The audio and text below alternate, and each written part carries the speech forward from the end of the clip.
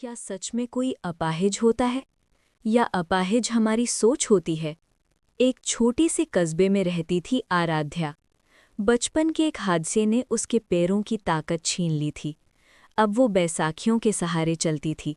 लोग उसे देखते, कुछ दया से, कुछ तिरस्कार से और कुछ तो बस तमाशा समझकर।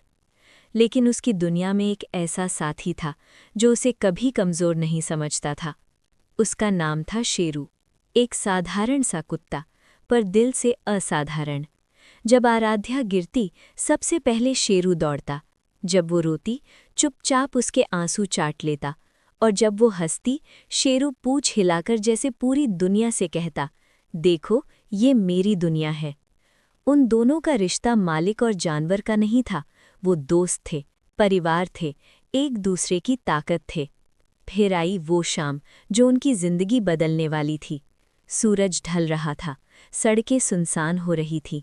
आराध्या बाजार से लौट रही थी, बैसाखियों के सहारे, और शेरू हमेशा की तरह उसके साथ। तभी अचानक 4-5 शराबी लड़खड़ाते हुए उसके सामने आ खड़े हुए। उनकी आंखों में नशा था और इरादों में गंदगी। अरे देखो, अकेली जा रही है, भागेगी भी कैसे? आराध्या का दिल धड़कने लगा, हाथ कांपने लगे। उसने पीछे हटने की कोशिश की, लेकिन बैसाखी फिसली और वो लगभग गिर पड़ी। तभी एक जोरदार भौंकने की आवाज़ गूंजी। शेरू उसके सामने आकर खड़ा हो गया। उसकी आंखों में डर नहीं, आग थी। एक शराबी ने उसे लात मारने की कोशिश की और अगले ही पल शेरू ने अपनी जान की परवाह किए बिना उस पर झपट्टा मार दिया। एक को हाथ में काटा, दूसरे को पैर में, तीसरे को जमीन पर गिरा दिया। वो चीखने लगे, हटाओ इसे, हटाओ इसे! लेकिन शेरू नहीं रुका। वो तब तक लड़ता रहा जब तक वो सब डरकर भाग नहीं गए। सड़क पर सन्नाटा छा गया। आराध्या कांप रही थी। उसने देखा शेरू के कान से खून बह रहा था, शरीर पर चोट के निशान थे। वो जमीन पर बैठ गई, बैसाखियां एक तरफ गिर गईं और उसने शेरू को गले लगा लिया। आंखों से आंसू बह रहे थे। तूने ऐसा क्यों किया? अगर तुझे कुछ हो जाता तो?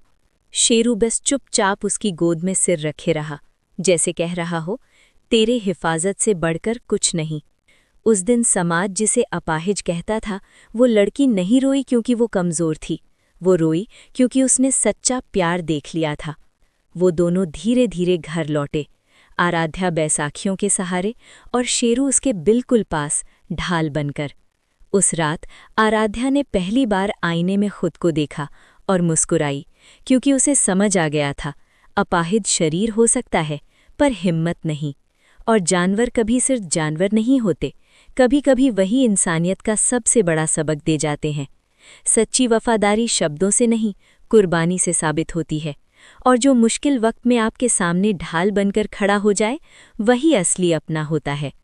अगर ये कहानी आपके दिल को छू गई हो तो लाइक ज़रूर करें, कमेंट में लिखें वफादारी, और ऐसी दिल को छू लेने वाली कहानियों के लिए अभी सब्सक्राइब ज़रूर करें।